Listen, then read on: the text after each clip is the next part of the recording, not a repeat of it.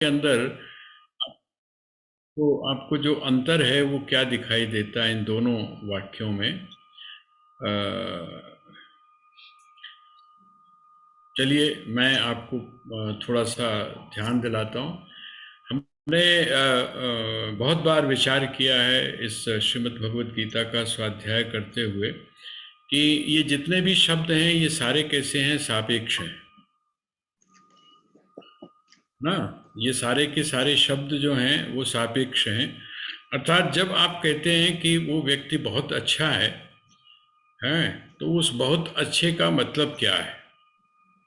क्योंकि ये जो अच्छाई और बुराई है ये दोनों मिलकर इकट्ठी चलती है। जहाँ पर अच्छाई है वहाँ पर बुराई है ना। ये दोनों चीज़ें मिश्रित होकर चलती हैं और यही कारण है कि ये जो मिश्रण है, इस मिश्रण में क्या है, ये मिश्रण जो है वो विकृति भी है।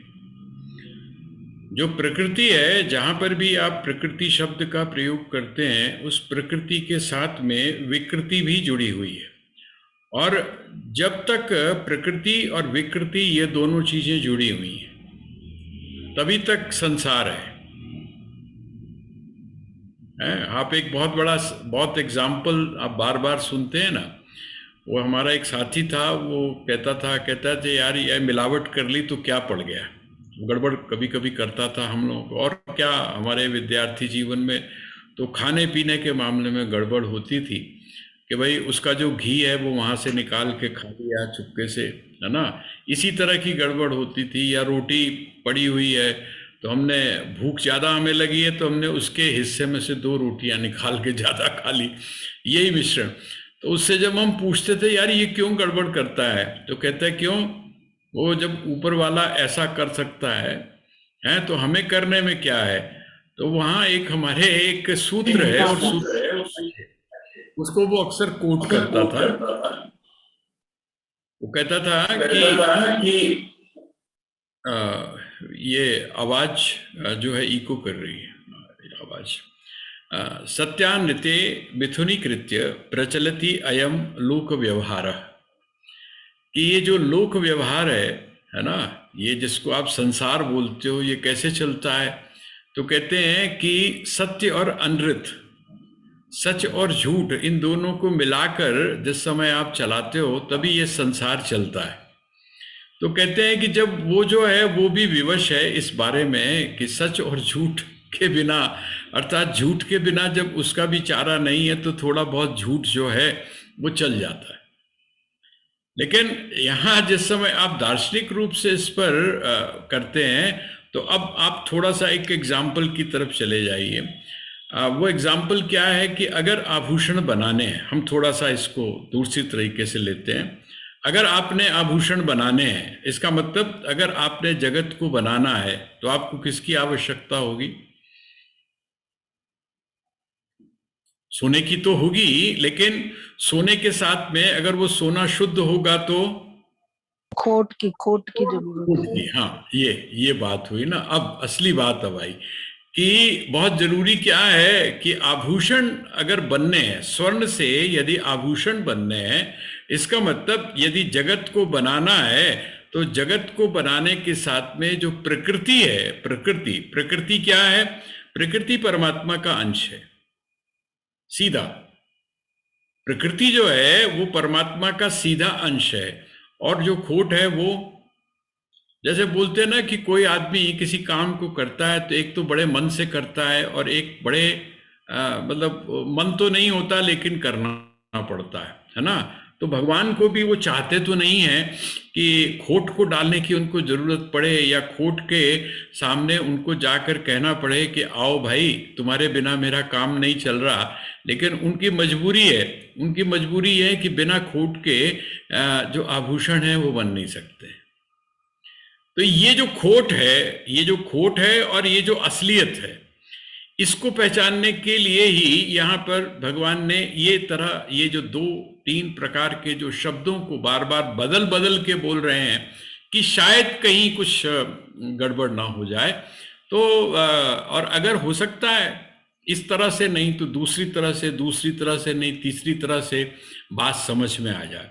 अब यहाँ भगवान 5वें श्लोक में श्रीमद् भगवद गीता का जो 13वां अध्याय है, उस 13वें अध्याय के 5वें श्लोक के अंदर वो अपनी बात को कह रहे हैं।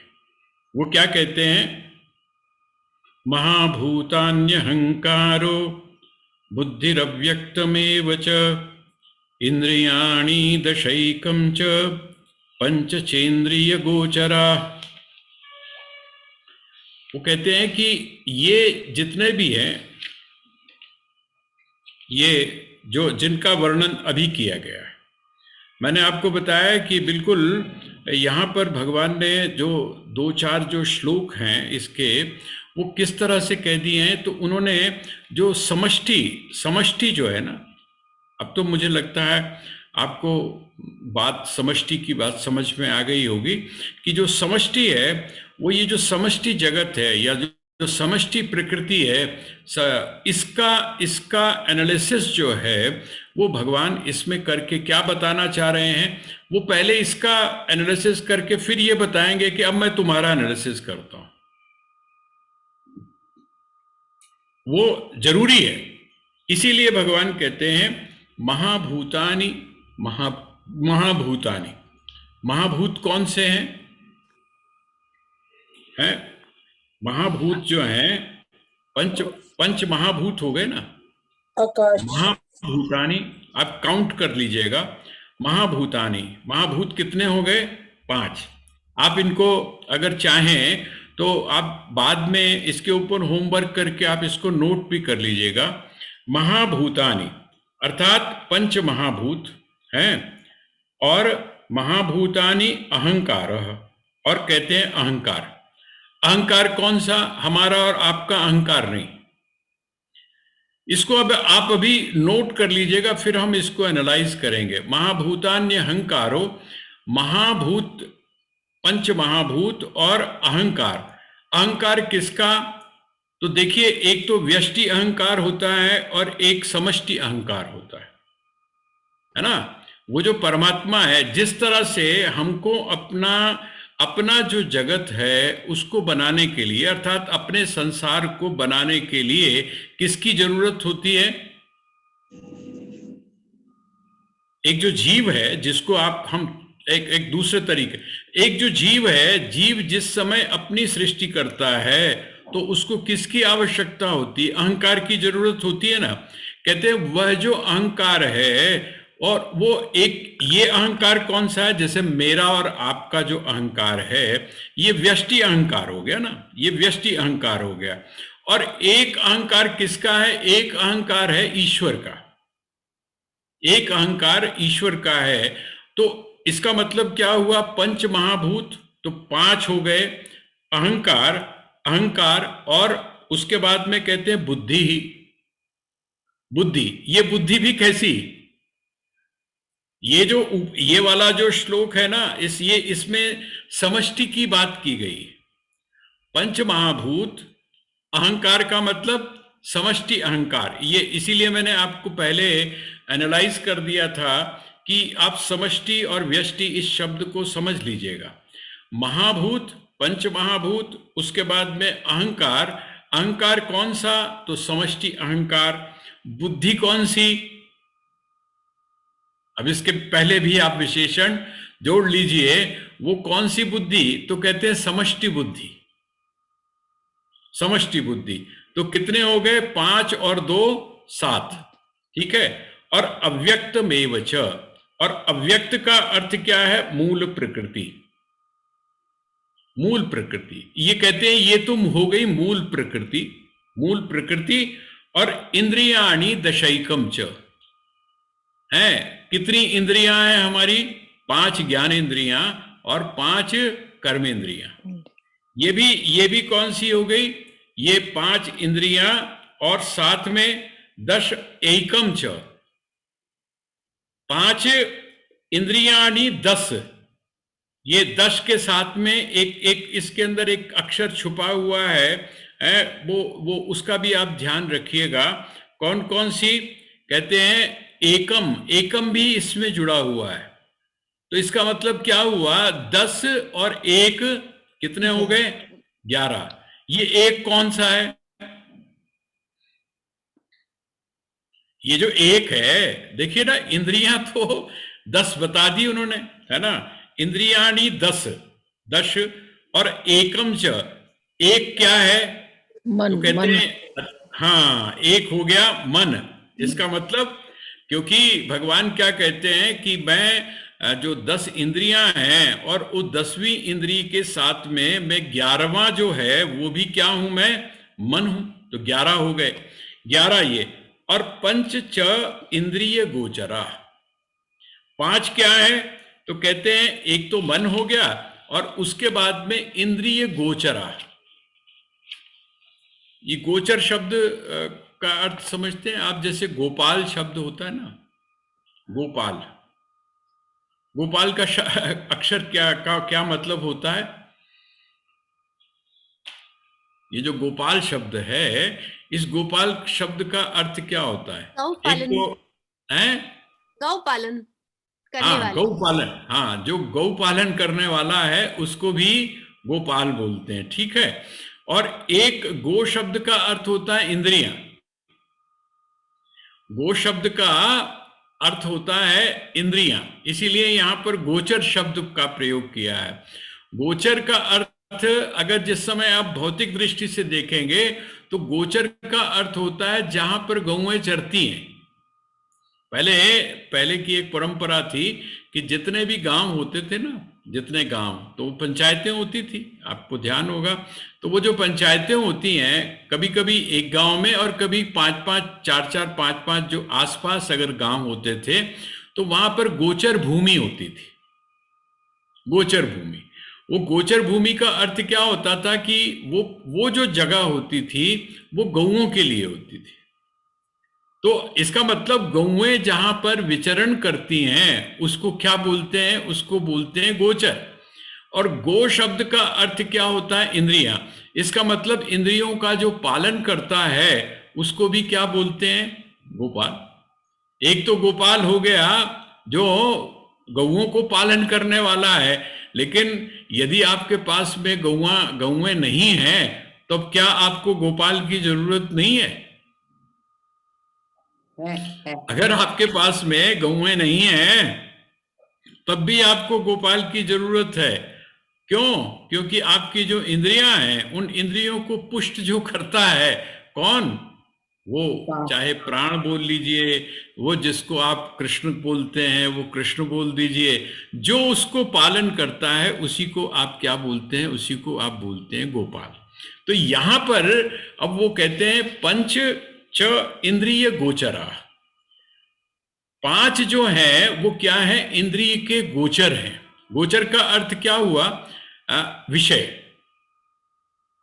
गोचर का अर्थ क्या हुआ? जहां पर इंद्रियां विचरण करती हैं। कौन सी इंद्रियां विचरण? कौन सी इंद्रियां करती हैं? देखिए, जो 10 इंद्रियां आपने अभी कही, तो ये जो 10 इंद्रियां हैं, इन 10 इंद्रियों में इंद्रियां की जो नेचर है वो किस तरह की है? कौन कौन सी इंद्रियां हैं ये? प्रमुख रूप से 10 को छोड़िए आप, इनको अगर हम 2 हिस्सों में विभाजित करें तो कौन कौन सी इंद्रियां हैं? थोड़ा सा आप, आज आपके साथ में होमवर्क। इंद्रियां और ज्ञानेंद्रियां। हाँ, कर्म इंद्रियां और ज्ञान इंद्रियां। तो जब आप कहते हैं कि गोचरा अर्थात इंद्रिय गोचरा, इंद्रियों में जो विचरती हैं, इंद्रियों में जो जाती हैं इंद्रियां, वो इंद्रियां जो जाती हैं और विचरती हैं, तो वो कौन सी इंद्रियां हैं? वो कर्मेंद्रियां हैं या ज्ञानेंद्रियां हैं? कर्मेंद्रियां। हैं? ज्ञानेंद्रियां। हाँ, वो ज्ञानेंद्रियां है, वो ज्ञानेंद्रियां हैं जो वहां पर जाती हैं। और जो कर्मेंद्रियां हैं वो क्या करती हैं? वो रिएक्ट करती हैं। कर्मेंद्रियां रिएक्ट करती हैं, ज्ञानेंद्रियां क्या करती हैं? वहां पर पहुंच के संवेदना को ग्रहण करती हैं। जैसे आपकी जो आंखें हैं, आपकी दृष्टि उस विषय पर जाती है और वो उसको देखती है। तो ये यहाँ पर, ये आप पूरा का पूरा जिस समय आप कैलकुलेशन देखेंगे तो ये कैलकुलेशन क्या है? ये सारी की सारी समष्टि की है। जो समष्टि है ना, वो समष्टि का यहाँ पर उन्होंने, भगवान ने विवेचन कर दिया। पूरी जो प्रकृति है, जिसको आप प्रकृति बोलते हैं, देखिए 5 ज्ञानेंद्रियां आ गई, 5 कर्मेंद्रियां आ गई, उसके साथ में मन आ गया, ठीक है। उसके बाद में फिर आप अगर प्रकृति को देखते हैं तो महाभूत आ गए, उसमें अहंकार आ गया, है ना। अहंकार के साथ में वह जो बुद्धि है वो भी आ गई, अव्यक्त भी आ गया। ये कितने हैं? तो कहते हैं ये सारे के सारे 24 तत्व हैं, 24 हैं। और भी जिस समय मैंने आपको कहा था कि और भी दर्शन में जब आप जाएंगे तो वहां पर भी एनालाइज जो किया हुआ है वो 24 तत्वों के रूप में, न्याय दर्शन ने भी इसको ऐसे ही कुछ माना है 24 तत्वों के रूप में। वो ईश्वर को भी एक तत्व के रूप में स्वीकार किया जाता है, लेकिन कई लोगों ने काका जी, इसको, ठीक है। काका लेकिन जी, यहाँ पर अब आ गए, देखिए, हाँ, आवाज इको कर रही है। 5 पंच महाभूत हो गए। वे काका जी, ये एक- हमने गिने हैं, ये 24 से ना ज्यादा बढ़ रहे हैं, जरा इसका दोबारा से रिपीट कर दीजिए। हाँ जी, हाँ जी, पंच महाभूत हो गए, हाँ, 5 वो हो गए। ठीक है। एक अहंकार, एक अहंकार हो गया, हाँ, एक बुद्धि, एक बुद्धि हो गई। हाँ, ये हाँ जी, एक में 7 दो हो गई है, है। 7 हो गए ना, 7, हाँ हाँ, ठीक है जी, 7 हो गई, 8 हो गए, हाँ जी। 8 हो गए। नहीं, पंच महाभूत तो 5 हो गए, अहंकार एक हो गया, एक हो गया, बुद्धि एक हो गई, 7 हो गए ना। 7 हो गए। 7। हाँ, और प्रकृति है नहीं, प्रकृति तो इसी को ही बोलते हैं, प्रकृति अलग अलग नहीं। प्रकृति अलग जो नहीं। है, अब हाँ, अब 7 के साथ में अब आप चले आइए, 10 इंद्रियां हो गई, हाँ, एक मन हो गया, एक मन हो गया, 11, और 5 जो हैं वो उसके ज्ञानेंद्रियों के विषय हो गए। हाँ, ठीक है। ठीक है जी, कितने हो गए ये 16 हो गए, 16। हाँ, ठीक 7 है। हुआ, 16 और 7 हाँ, 16 और 7, 23 हाँ जी, 23। 23 हो गए, 23 इनका जो मिला जुला एक रूप है, उसी को उन्होंने प्रकृति बोल दिया। अब कितने हो गए ये? 24 अब पूरे हो गए प्रकृति। अब 24 हो गए, है ना। तो ये जो मन नहीं 24, काउंट किया है, हाँ जी? मन नहीं काउंट किया, मन काउंट नहीं किया थे इन्होंने। हाँ, तो देखिए, वही कह इनका रहा है। सबका, क्योंकि हम इंद्रियों में कई जगह पर क्या है, कई जगह पर इंद्री जो है वो 10 के अंदर ही, लेकिन कुछ जगह पर इंद्री को में जो मन है उसको अलग मान लेते हैं। अगर आप मन को मान लेते हैं तो भी इनको मिलाकर, सारे को मिलाकर, ये जो है ये पूरी की पूरी प्रकृति हो गई, है ना। ये पूरी प्रकृति, आप मन को मिला लीजिए या प्रकृति बोल दीजिए, तो ये 24 तत्व हो गए। अब वो कहते हैं कि ये जो 24 तत्व हैं, ये क्या है? अभी तक जो रेफरेंस चल रहा है, वो रेफरेंस जो है वो किस चीज का चल रहा है? भगवान क्या बताना चाह रहे हैं? वो जो दो चीजों को शुरू में उन्होंने लिया था, हम ध्यान करें। ये जो अध्याय है ना, ये थोड़ा सा आपको हो सकता है टेढ़ा सा लगे, लेकिन ये बहुत जरूरी है। हमने जो शुरू किया था, भगवान ने बताना, वो क्या बताना शुरू किया था? 2 चीजों के बारे में ना, एक तो क्षेत्र के बारे में और दूसरा क्षेत्रज्ञ के बारे में। हाँ जी, एक क्षेत्र के, हाँ, यहाँ पर बैठो, एक, यहाँ पे बैठो। हाँ, तो ले लो। प्लीज कुछ थोड़ा नहीं वो कर बैठने के लीजिए, लिए। अपने म्यूट वो कर ले लो, लीजिए। वो ले लो ना, वो- आवाज आ रही है, आवाज आ रही है। हाँ, एक क्षेत्र के बारे में और एक क्षेत्रज्ञ के बारे में। अब आप ये सवाल पूछेंगे कि ये किसके बारे में है? ये जो अभी जो 24 तत्व बताए हैं, ये 24 तत्व किसके हैं? ये क्षेत्र के हैं या क्षेत्रज्ञ के हैं? क्षेत्र है ना, सवाल तो पैदा होता है कि भगवान जो चीज बता रहे हैं वो किसके बारे में बता रहे हैं। ये जो 24 चीजें जो उन्होंने बताई ये किसके बारे में बता रहे हैं। देखिए बड़े आश्चर्य की बात है कि वो ये सारी की सारी चीजें क्षेत्र में है। क्षेत्र हम क्षेत्र का मतलब क्या समझते हैं। हम जो है वो क्षेत्र का अर्थ क्या समझते हैं। वो कहते हैं हम जो क्षेत्र है इसका अर्थ समझते हैं सिर्फ शरीर। लेकिन वो कहते हैं कि नहीं, शरीर तो इस क्षेत्र का एक छोटा सा हिस्सा है। ये कौन सा क्षेत्र है, ये कौन सा खेत है। ये खेत है बहुत बड़ा, जिसको आप एक फार्म हाउस बोलते हैं ना, ये फार्म हाउस है। ये प्रकृति जो है ये पूरा वो जो बड़ा सा खेत जो है ना, ये बड़ा सा खेत है, ये भी खेत है। ये जो प्रकृति है ये प्रकृति भी खेत है। और इस प्रकृति के बीच में एक छोटा सा खेत कौन सा है, ये जो आपका शरीर है। बड़े खेत में से एक छोटी सी, बल्कि खेत भी ना बोले हम उसको, एक बड़ा सा खेत है। और उस बड़े से खेत में एक छोटी सी जो क्यारी है, वो क्यारी कौन सी है, तो कहते हैं वो क्यारी है आपका ये जो छोटा सा शरीर है।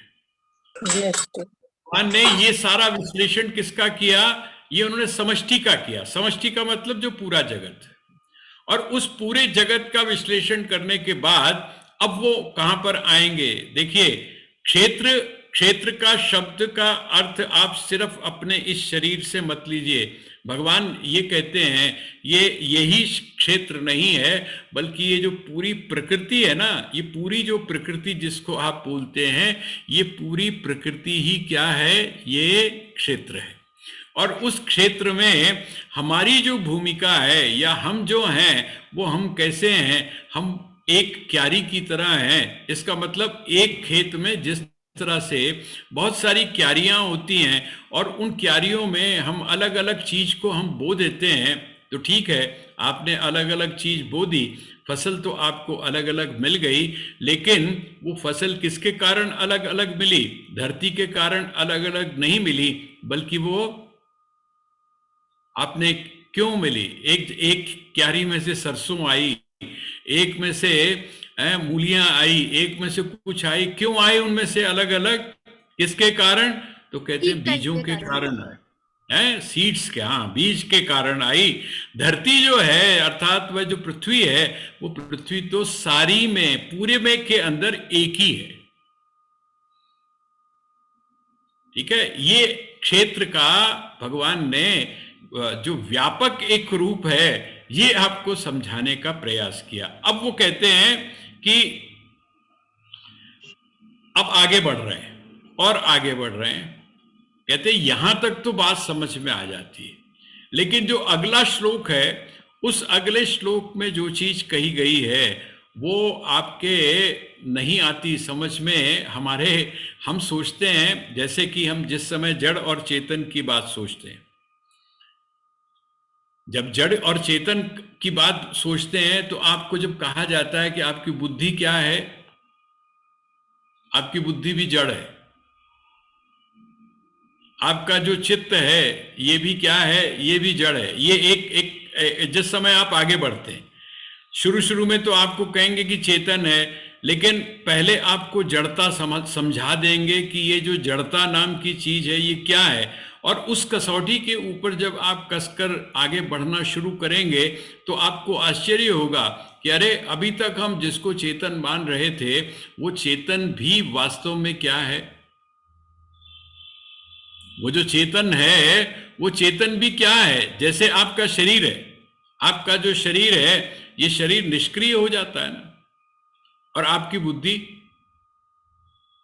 बहुत बहुत बुद्धिमान होते हैं लोग, लेकिन वो बुद्धि भी कभी कभी निष्क्रिय हो जाती है। और जब वो निष्क्रिय हो जाती है तब वो बिल्कुल वैसी ही होती है जैसे कि जड़ वस्तु होती है।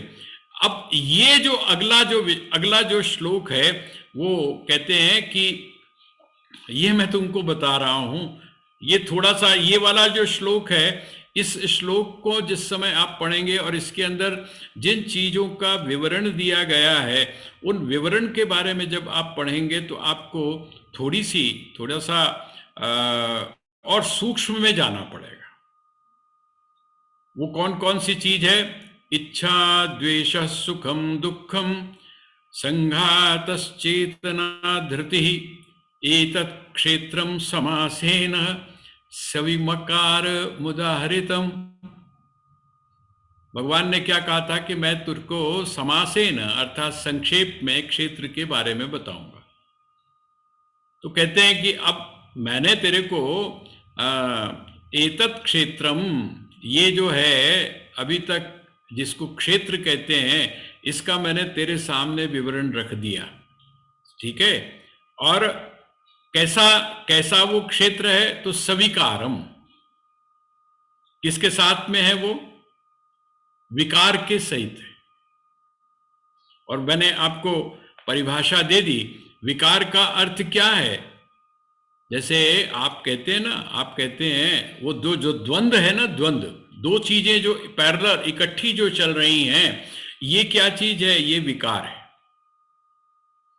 जैसे आपको अभी मैंने निवेदन किया था कि जब आप कहते हैं कि वो अमुक व्यक्ति बहुत अच्छा है, ये जो अच्छाई और बुराई है, इसको जब आप एनालाइज करते हैं तो आप शुरू में क्या पाते हैं कि उधर बाकी सारी चीजें तो ठीक नहीं, लेकिन ये जो लेकिन शब्द का जब आप प्रयोग करते हैं तो इसका मतलब दूसरा पक्ष भी सामने आ गया। और ये जो दूसरा पक्ष जब सामने आया तो अभी तक आप जिसको निर्विकार समझ रहे थे अर्थात अच्छा समझ रहे थे, उसके साथ में क्या क्वेश्चन मार्क लग गया। जैसे आपके कान में कोई धीरे से आकर बोले कि ये बंदा हैगा ते बड़ा अच्छा है, लेकिन और ओदे बाद चुप हो जाए, तो आपके मन में क्या चीज पैदा होगी?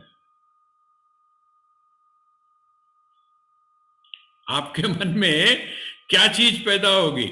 अगर आपको कोई कहे कि यार पैसे के बारे में बाकी सब कुछ तो ठीक है, बाकी सब कुछ तो ठीक है, इसके अंदर बहुत सारी अच्छाइयां हैं, लोग ईमानदार भी है, ये भी है, फलाना भी है, ठिकाना भी है, लेकिन जैसे ही आपने लेकिन बोला और उसके आगे क्वेश्चन मार्क लगा, तो इसका मतलब आपके मन में क्या चीज आती है? आपके मन में ये चीज आती है कि कुछ ऐसा है जो गड़बड़ वाला है। इसका मतलब बुराई के साथ में अच्छाई और अच्छाई के साथ में बुराई जुड़ी हुई है। तो कहते हैं यहाँ पर भगवान कहते हैं कि मैं कैसा, अभी जो मैं तुझे जो पीछे बताया है क्या क्षेत्र के बारे में, वो किस प्रकार का बताया है? तो कहते हैं सविकारम।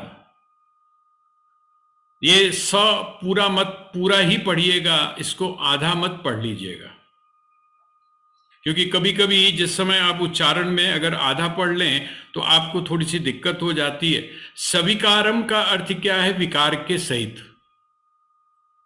अभी तक जितनी चीजें उन्होंने बताई भगवान ने, वो सारी सविकारी हैं, सविकारी विकार सहित हैं। अब आगे जिनकी मैं बात कर रहा हूं, इच्छा, द्वेषः, सुखम, दुखम, संघातः, चेतना, धृति, ये सब क्या है? ये सब कौन सी श्रेणी में आ गए, अर्थात किस में आ गए ये? तो कहते हैं ये आ गए इसमें, ये जो है जो क्षेत्र है, ये क्षेत्र में आ गए। अब यहां देखिए, आपका इच्छा है, आपकी द्वेष है, आपका सुख है, आपका दुख है, और उसके साथ में जो संघात है। मैं इसलिए इसके ऊपर नहीं बता रहा हूं आपको, क्योंकि इसके बारे में हम लोग कई बार विचार कर चुके हैं। सुख और दुख के बारे में हम कैसे विचार कर चुके हैं कि अनुकूल जो प्रतिवेदना होती है वो क्या होती है? सुख होती है, और जो प्रतिकूल होती है वो क्या होती है? वो दुख होती है। ठीक है, जिस समय कोई भी चीज आपके अनुकूल होती है तो वो आपका सुख का कारण होती है, और जिस समय वो आपके प्रतिकूल होती है तो वो आपके दुख का कारण होती है। तो इसीलिए हमारे यहाँ एक परिभाषा की गई, अनुकूल वेदनीयम सुखम और प्रतिकूल वेदनीयम दुखम, और ये बदलते रहते हैं, इसलिए आपकी जो सुख और दुख जो है उसकी जो परिभाषा है वो भी बदलती रहती है। और इच्छा द्वेषः, इच्छा का अर्थ भी हम बहुत कई बार उसको पढ़ चुके, और उसके बाद में द्वेष, द्वेष के साथ में कौन सा शब्द है? द्वेष के साथ में है राग। राग और द्वेष के अंदर हमने द्वेष को भी अच्छी तरह से समझा। अब वो कहते हैं संघात। संघात किसको बोलते हैं? संघात बोलते हैं ये जो आपका शरीर है, आपका जो शरीर है, ये शरीर क्या कहलाता है? तो कहते हैं ये जो है ये संघात है। घात का अर्थ क्या होता है? घात माने होता है चोट, चोट। और जो हमेशा जो चोट होती है वो दो चीजों से मिलकर बनती है, दो चीजों से मिलकर। जैसे आप जिस समय दो हाथों को जब आप टकराते हैं तो उसमें से एक ध्वनि होती है, घात, है ना? घात प्रतिघात एक बोलते हैं ना, तो घात जो है, अब ये संघात शब्द का अर्थ क्या है? सम्यक रूप से। तो सम्यक रूप कौन सा है? ये जितनी भी चीजें हैं, ये आपका पंचमहाभूत हैं और ये सब चीजें, इनका जो एक मिला जुला जो रूप है उसको हम क्या बोलते हैं? संघात। और वो क्या है? ये शरीर है। लेकिन आश्चर्य दो बातों को लेकर होता है। कौन कौन सी? जिस समय भगवान ये कहते हैं कि चेतना, चेतना और धृति, चेतना और धृति जो है ये भी क्या है? ये भी विकारी है, अर्थात ये भी क्षेत्र है।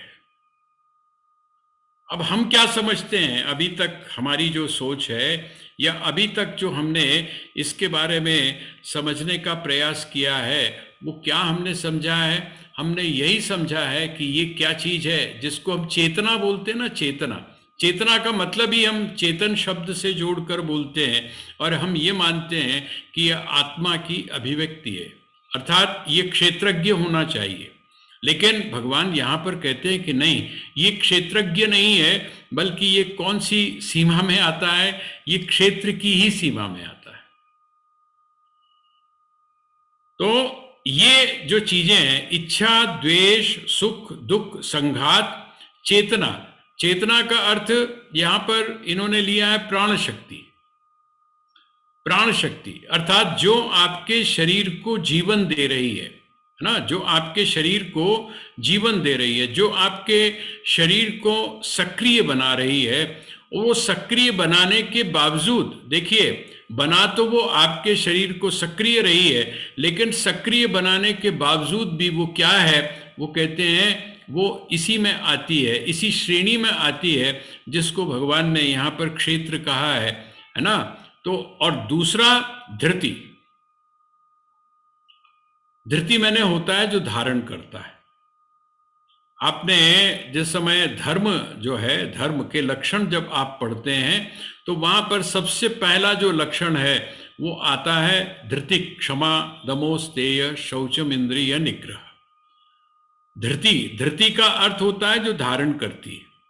तो यहां पर इसका मतलब क्या हुआ कि सारा का सारा जितनी जो प्रकृति है, वो पूरी प्रकृति, उस प्रकृति में जो भी कुछ है वो सारा का सारा क्षेत्र में आ जाता है। और वो जब क्षेत्र में आता है तब भगवान क्या कहते हैं? कहते हैं वही जो क्षेत्र है, उस क्षेत्र का एक छोटा सा जो हिस्सा है वो है जिसको हम जीवात्मा कहते हैं।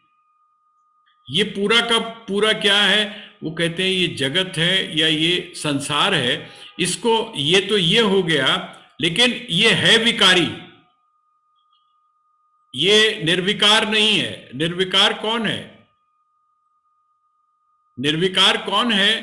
तो वो कहते हैं, अब आगे चल के हम देखेंगे कि वो जो क्षेत्रज्ञ है वो क्षेत्रज्ञ निर्विकार है या नहीं है। आप थोड़ा सा ध्यान करिएगा। स्वामी राम ने एक गजल में एक बात कही है, न मैं बंदा न खुदा था, मुझे मालूम न था, है ना। न मैं बंदा न खुदा था, मुझे मालूम न था, दोनों इल्लत से जुदा था, मुझे मालूम न था, है ना। अब इसमें आप देखिए, जब हम कहते हैं ना मैं बंदा, इसका मतलब जो बंदा है, बंदा में तो भाई आप कहेंगे कि बंदा जो है वो बनता ही तब है जब उसमें कोई ना कोई विकार होता है। अक्सर हम एक कहावत सुनते हैं कि भाई ताना बाना है अच्छाई और बुराई का, तभी मनुष्य का जन्म होता है। उसके अंदर अच्छाई भी होती है, उसमें बुराई भी होती है, तब मनुष्य का जन्म होता है। और ये जो इसका मतलब अच्छाई और बुराई है, और दूसरी तरफ क्या है, ईश्वर, जिसको आप ईश्वर कहते हैं। न मैं बंदा न खुदा। अब खुदा जो है, खुदा कौन है यहां पर अगर आप देखें तो वह ईश्वर कौन है, तो कहते हैं वो ईश्वर है क्षेत्रज्ञ। तो क्षेत्रज्ञ जो है उसमें भी कहीं विकार है या नहीं है, वो भी सविकारी है या नहीं है, उसमें उसके अंदर भी कहीं विकार देखा जा सकता है या विकार उसका स्वभाव है या नहीं है। इसको जिस समय हम थोड़ा सा आगे बढ़ेंगे तब हम समझ में आएंगे। अच्छा सच बताइए कि वो जो विकार है वो विकार है कि नहीं वहां पर? जैसे जिसको आप बंदा बोलते हैं ना, वो बंदे में विकार है। इसी तरह से जिसको आप ईश्वर बोलते हैं, वो वहां पर आप उस अर्थ में मत लीजिएगा, लेकिन वहां पर भी वेदांत मानता है कि नहीं, वो भी सोपाधिक है। वो भी सोपाधिक है। सोपाधिक का मतलब क्या हुआ, थोड़ा सा हम उसी एग्जाम्पल के माध्यम से समझते हैं। वो जो विशुद्ध सोना है, विशुद्ध सोना है, वो आपको बताया था कि ब्रह्म है, ठीक है। अच्छा, वह जो ब्रह्म है वो ईश्वर कब बनता है? अर्थात जगत की उत्पत्ति कब करता है? आभूषण का निर्माण कब करता है? वो जो आभूषण है उस आभूषण का निर्माण कब करता है? कहते हैं आभूषण का निर्माण तब करता है जब उसमें खोट मिलता है, ठीक है। इसका मतलब क्या हुआ कि वो भी विकारी हो गया, उसमें भी विकार आ गया। विकार के बिना वो भी, उसको उन्होंने क्या कहा, कर्ता कहा ना। वह कौन है, वो जिसको आप ईश्वर बोलते हैं, ईश्वर कौन है? कर्ता है। और जो कर्ता है वो कर्ता, कर्तृत्व जिसमें है उसके अंदर कहीं ना कहीं विकार अवश्य होगा। तो यहाँ जो विशुद्ध तत्व है वो कौन सा है? वो ब्रह्म है। और यहाँ कोशिश भगवान की क्या है कि हम उस तत्व की तरफ जाएं, हम उस तत्व की तरफ जाएं जहां पर किसी भी प्रकार का कोई विकार ना हो, बल्कि जहां की जो स्थिति है वो कैसी हो? निर्विकार की स्थिति हो। इसीलिए भगवान ये जो विश्लेषण आपके सामने कर रहे हैं, ये इसीलिए कर रहे हैं कि आप इसको